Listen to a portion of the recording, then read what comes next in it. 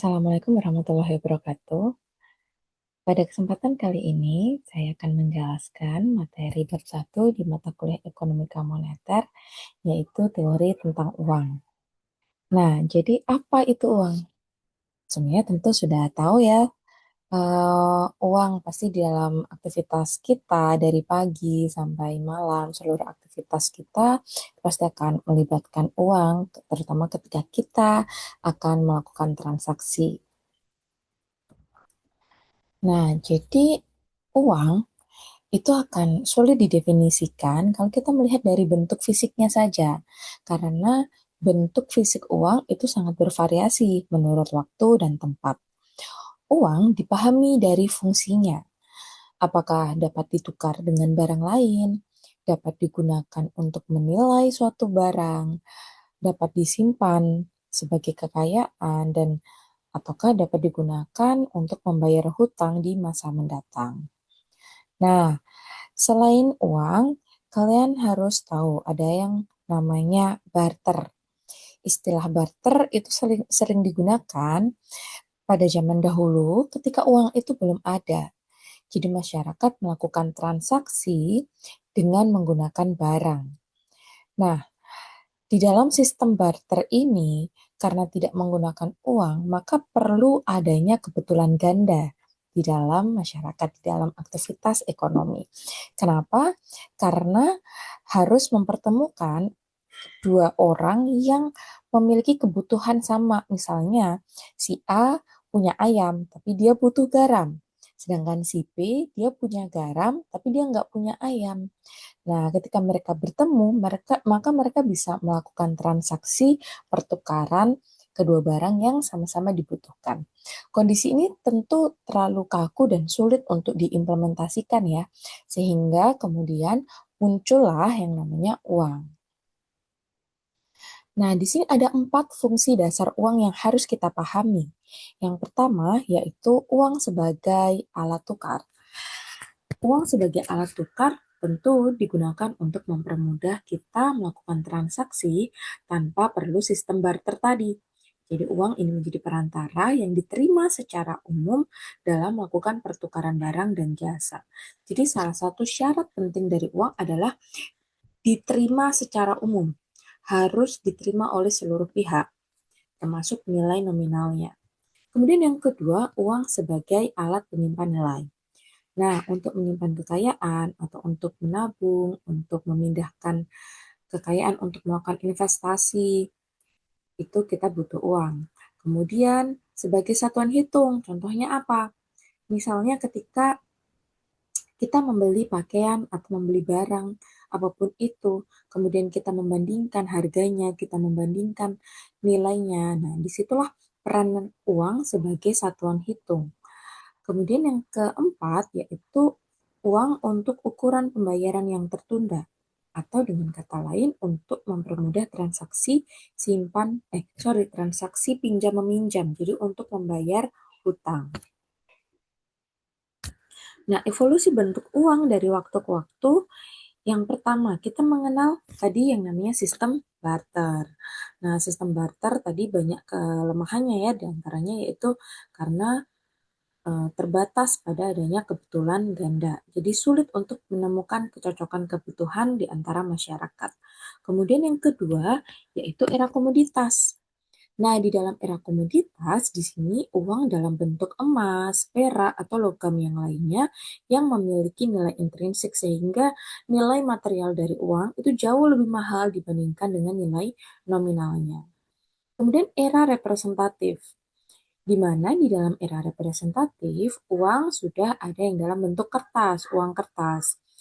Namun nilai nominalnya itu dikonversikan dengan nilai emas atau ini yang sering kita kenal sebagai era gold standard. Kemudian era uang fiat. Nah, di dalam uang fiat nilainya itu ditentukan oleh pemerintah dan diterima oleh seluruh masyarakat. Misalnya, uang kertas senilai 100.000. Karena kita meyakini bahwa oh ya uang ini nilainya 100.000, artinya diterima oleh seluruh masyarakat, maka dia bisa menjadi alat pertukaran atau alat transaksi yang sah, bisa menjadi uang yang sah untuk digunakan di masyarakat. Kemudian saat ini kita berada di era digital, di mana di dalam era digital kita mengenal ada uang elektronik dan uang digital. Uang elektronik dan uang digital ini berbeda ya. Kalau uang elektronik itu bisa uang yang dalam bentuk ATM, e-money, e-banking, atau e-wallet. Sedangkan uang digital atau cryptocurrency ini kita sering mengenal juga sebagai central bank digital currency dengan menggunakan teknologi blockchain. Nanti akan kita bahas lagi ya seperti apa bentuk cryptocurrency. Nah, sekarang uang fiat dan sistem moneter modern. Uang fiat adalah uang yang nilai nominalnya itu lebih besar dari nilai intrinsiknya. Jadi ini berbeda dengan uang komoditi tadi ya. Di era uang fiat ini, nilai nominal uang jauh lebih besar dibandingkan dengan nilai materialnya. Seperti uang kertas 100.000, biaya yang digunakan untuk mencetak harga kertasnya tentu jauh lebih rendah dibandingkan dengan nilai nominal yang tercantum. Tapi uang ini diakui karena apa? Karena adanya kesepakatan dan kepercayaan dari seluruh lapisan masyarakat, bukan karena nilai materialnya. Nah, siapa yang bertugas untuk menciptakan uang? Yang bertugas untuk mengatur peredaran uang di dalam masyarakat itu adalah bank sentral. Kalau di Indonesia itu adalah Bank Indonesia. Namun yang mencetak uang fiat atau sering kita sebut sebagai uang kartal itu adalah Perum Peruri. Namun prosesnya semuanya uh, atas wewenang dari Bank Indonesia. Kemudian kita mengenal adanya cryptocurrency dan teknologi blockchain. Salah satu bentuk cryptocurrency yang sangat terkenal yang sering digunakan itu adalah Bitcoin yang dikenalkan pertama kali oleh Satoshi. Nah, di mana di dalam sistem Bitcoin ini menggunakan peer-to-peer electronic cash system. Jadi tidak ada intermediasi lembaga keuangan. Nah, namun demikian, sistem ini memang memiliki banyak tantangan ya, di antaranya stabilitas harganya, regulasinya belum merata. Jadi tidak semua negara mengizinkan penggunaan Bitcoin sebagai mata uang. Salah satunya di Indonesia. Di Indonesia, Bitcoin hanya boleh dijadikan sebagai komoditas perdagangan, tidak boleh dijadikan sebagai mata uang. Kenapa? Karena yang berkewajiban, yang memiliki wewenang, yang memiliki otoritas moneter di Indonesia satu-satunya adalah Bank Indonesia. Sedangkan Bank Indonesia tidak punya akses untuk mengatur peredaran Bitcoin karena itu tadi Bitcoin dijalankan oleh pihak ketiga. Itu. Makanya sekarang di negara-negara, salah satunya di Indonesia, itu kita mengenal yang namanya Central Bank Digital Currency. Pada prinsipnya, CBDC atau Central Bank Digital Currency ini menggunakan teknologi yang hampir sama dengan cryptocurrency. Namun, penerbitannya dan juga dijamin oleh bank sentral sehingga keamanannya jauh lebih pasti dan lebih efisien ya untuk masyarakat dibandingkan dengan cryptocurrency.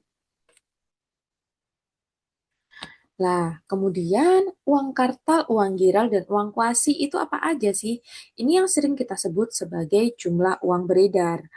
Nah, uang kartal itu adalah uang kertas dan uang logam yang diterbitkan oleh bank sentral. Sedangkan uang giral adalah simpanan dalam bentuk rekening giro yang dapat kita tarik sewaktu-waktu. Siapa yang menciptakan? Adalah bank umum. Sama seperti uang kuasi.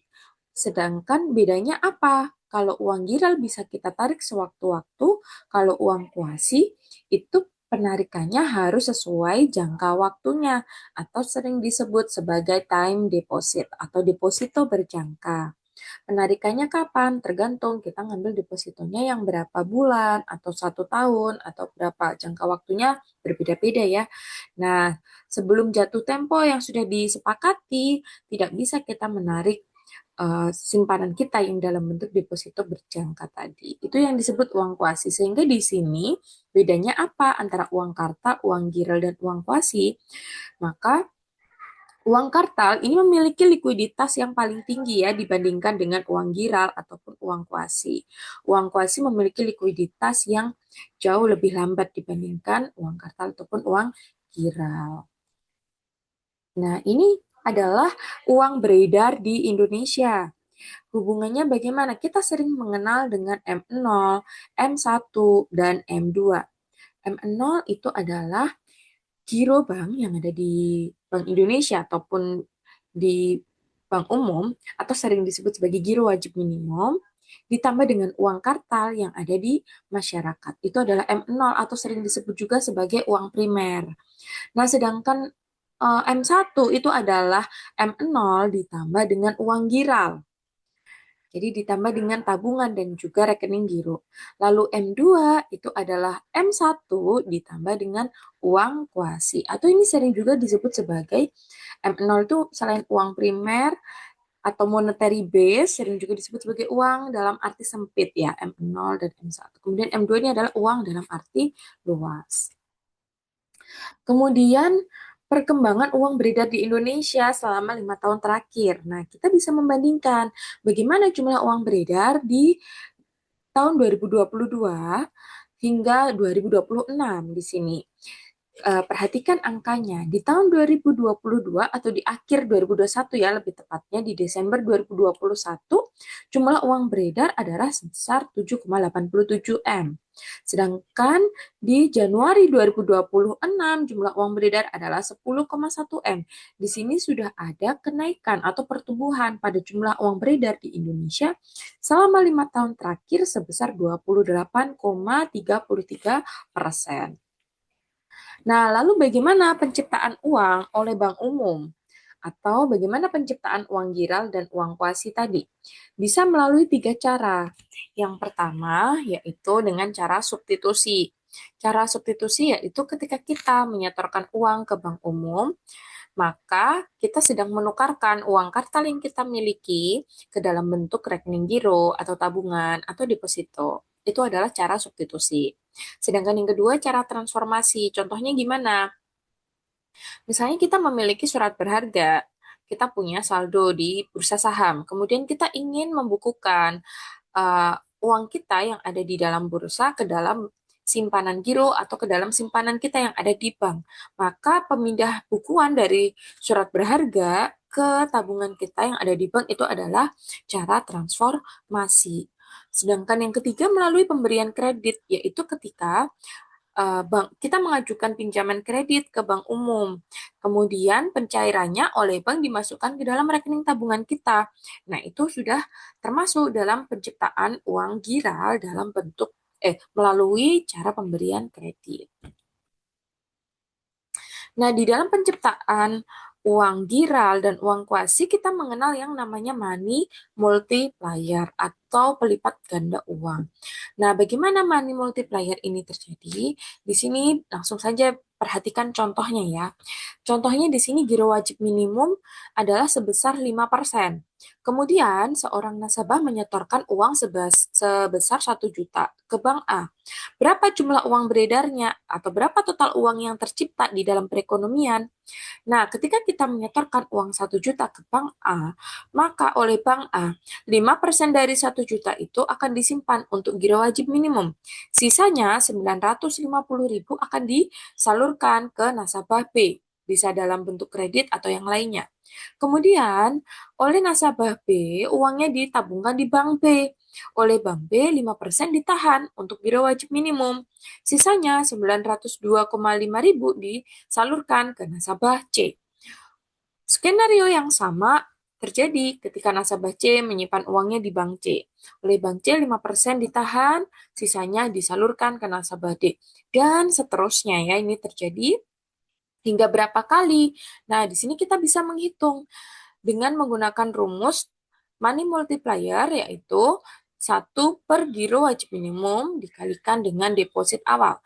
Jika giro wajib minimumnya 5%, maka multipliernya berapa? Yaitu 1/5% atau 1/0,05 yang ketemu 20 kali. Artinya proses pelipat ganda uang ini akan terjadi hingga 20 kali. Nah, kalau kita hitung berapa total jumlah uang beredarnya, maka total jumlah uang beredarnya tinggal kita kalikan hasil multipliernya tadi dengan deposit awal. Jadi 20 kali dikalikan 1 juta. Ketemu 20 juta. Berarti di sini dari uang 1 juta yang disetorkan, maka bisa berlipat hasilnya menjadi 20 juta. Makanya Bank Sentral itu nggak bisa serta-merta menambah jumlah uang beredar. Karena jumlah uang beredar yang tersalurkan nanti yang akan bertambah di masyarakat, hasilnya pasti akan jadi jauh lebih besar. Nah, ini contoh rumus dari money multiplier untuk menghitung money multipliernya. Kemudian kita akan masuk selanjutnya yaitu di sini ada currency ratio. Rasio nilai tukar atau rasio dari uang kartal terhadap uang giral. Bagaimana apa saja sih yang mempengaruhi currency ratio di sini? Yang pertama yaitu biaya penggunaan uang giral, termasuk biaya transportasi ke bank, biaya pemeliharaan rekening. Kemudian yang kedua, kenyamanan dan keamanan. Ketika masyarakat merasa uang giral lebih praktis, seperti sekarang ya, transaksi tinggal transfer, tinggal pakai kris, lebih aman dari pencurian, kebakaran, maka nilai rasio dari uang kartal terhadap uang giral atau nilai currency ratio itu akan turun karena masyarakat lebih banyak memilih memegang uang giral dibandingkan dengan uang cash. Kemudian juga faktor yang ketiga yaitu perkembangan ekonomi. Semakin maju perekonomian, maka nilai C semakin turun. Masyarakat lebih memilih transaksi menggunakan non tunai. Nah, ini adalah contoh dari uh, giro wajib minimum di Indonesia selama beberapa tahun terakhir ya. Kita bisa melihat di sini di tahun 2022 itu ada kenaikan pada giro wajib minimum sebanyak 4 kali dari 3,7% ya di sini, tapi angkanya dibuatkan jadi 4. Kemudian ke 6%, ke 8%, hingga terakhir 9% hingga saat ini. Giro wajib minimum saat ini yaitu 2026. Nah, kemudian, faktor-faktor apa saja yang mempengaruhi time deposit ratio dan reserve ratio? Reserve ratio atau giro wajib minimum ya. Jadi istilah lain dari giro wajib minimum itu adalah reserve ratio. Yang mempengaruhi yang pertama itu jelas suku bunga. Ketika suku bunga semakin besar, maka orang akan semakin tertarik untuk menyimpan uangnya ke dalam bentuk deposito. Kemudian yang kedua yaitu pendapatan masyarakat. Nah, time deposit atau deposito berjangka akan naik seiring dengan kenaikan pendapatan dari masyarakat. Kemudian kemajuan layanan perbankan. Adanya ATM, internet banking, mobile banking, e-money, ini akan menaikkan nilai time deposit ratio juga. Karena apa? Karena uang kuasi ini jadi lebih mudah diakses, lebih mudah dipantau masyarakat untuk memantau berapa sih keuntungan atau bunga yang dia dapatkan dari deposito yang ia miliki. Jadi lebih menarik bagi masyarakat. Selanjutnya, faktor-faktor yang mempengaruhi jumlah uang beredar. Yang pertama, yaitu faktor yang mempengaruhi money multiplier. Tadi kita sudah melihat ya ada currency ratio yang dipengaruhi dari biaya uang giral, kenyamanan, keamanan, perkembangan ekonomi. Lalu yang kedua adalah time deposit ratio, ini juga akan mempengaruhi money multiplier. Lalu reserve ratio atau giro wajib minimum, ini juga mempengaruhi money multiplier. Sedangkan faktor-faktor yang mempengaruhi uang primer itu sendiri atau M0 itu ada transaksi luar negeri, yaitu aktivitas ekspor impor, aliran modal yang masuk dan keluar. Kemudian yang kedua, APBN. Maka jadi jangan dikira bahwa APBN, belanja pemerintah itu adalah variabel di sektor fiskal, maka tidak akan berpengaruh ke jumlah uang beredar. Tidak ya, sangat berpengaruh. Jadi ketika pemerintah mempengaruhi pengeluaran APBN, pengeluaran belanja pemerintah, tentu itu akan mempengaruhi jumlah uang beredar. Kemudian lender of last resort atau bantuan likuiditas BI ke bank-bank umum itu juga akan mempengaruhi uang beredar. Jadi secara garis besar bisa kita simpulkan bahwa uang beredar itu dipengaruhi oleh pendapatan, suku bunga, kebijakan pemerintah, dan Bank Indonesia juga struktur dari ekonomi. Nah, bagaimana hubungan antara uang dengan kegiatan ekonomi? Kita bisa melihat hubungannya yaitu ada di sektor real dan di sektor moneter. Di sektor real hubungannya seperti apa? Tentu uang digunakan untuk aktivitas atau transaksi barang dan jasa. Jadi ketika ada transaksi antara rumah tangga konsumen dengan rumah tangga produsen, di situ akan ada aliran sektor real berupa barang dan jasa yang diproduksi. Ya kan? Kemudian di sektor moneternya apa? Ada aliran uangnya di situ. Kemudian konsumsi, investasi, ekspor, impor. Ini juga uh, berkaitan ya, mengaitkan antara hubungan antara uang dengan kegiatan ekonomi di sektor real.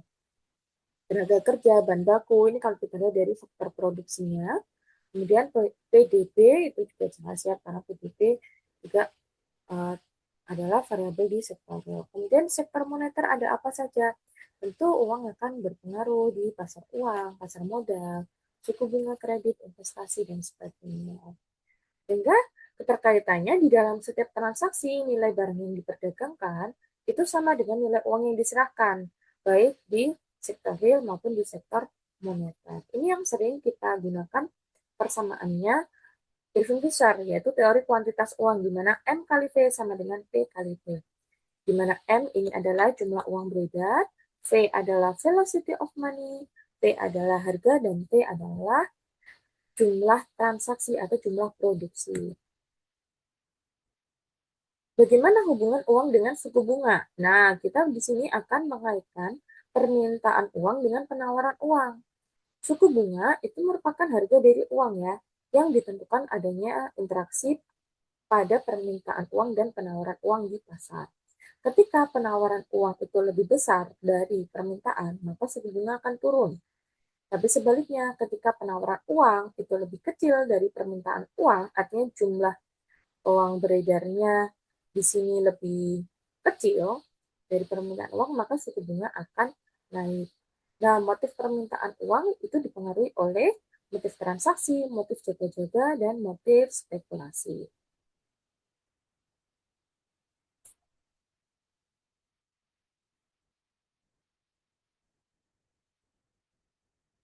Kita bisa lihat di sini contoh grafiknya, pertumbuhan jumlah uang beredar dan suku bunga. Itu sejalan ya. Jadi ketika suku bunganya itu rendah atau bank sentral mengeluarkan kebijakan yang ekspansif, maka di sini akan terjadi kenaikan pada jumlah uang beredar. Penawaran uangnya lebih besar. Jadi uh, ini adalah kondisi ekonomi yang ekspansif. Sebaliknya kalau ada penurunan pada suku bunga, jumlah uang beredarnya juga sedikit.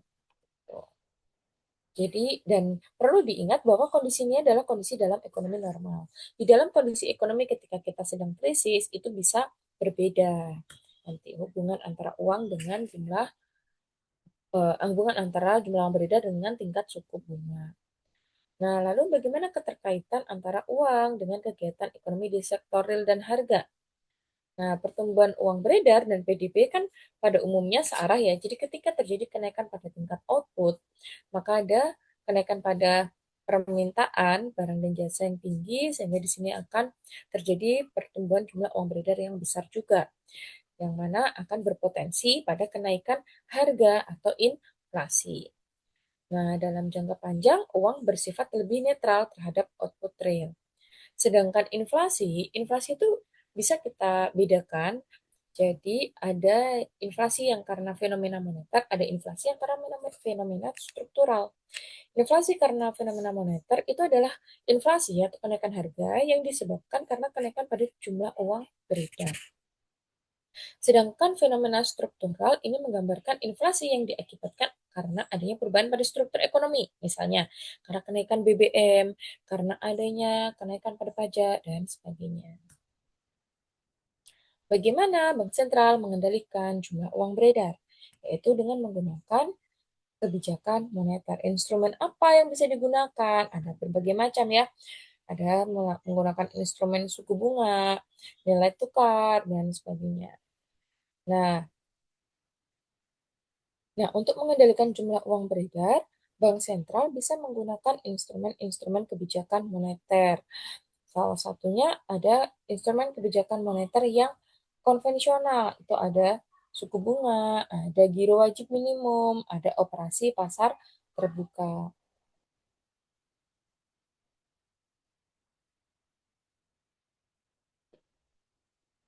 Baik, sekarang kita sampai di kesimpulan. Kesimpulannya adalah apa saja di sini? Yang pertama, uang adalah suatu alat atau benda yang bisa digunakan sebagai alat tukar, alat penyimpan nilai, satuan hitung, dan ukuran pembayaran yang tertunda. Kemudian di sini uang dipengaruhi karena apa? Karena adanya interaksi antara tiga pelaku tadi, otoritas moneter, bank umum, dan masyarakat. Kemudian instrumen kunci untuk menjaga stabilitas harga dan pertumbuhan ekonomi itu salah satunya adalah uang. Jadi uang adalah fondasi perekonomian modern. Memahami uang artinya kita memahami bagaimana denyut nadi perekonomian suatu bangsa. Baik, sekian pemaparan materi dari saya untuk teori tentang uang. Apabila ada pertanyaan, silahkan ditanyakan langsung melalui kolom komentar di bawah video berikut ini. Terima kasih. Wassalamualaikum warahmatullahi wabarakatuh.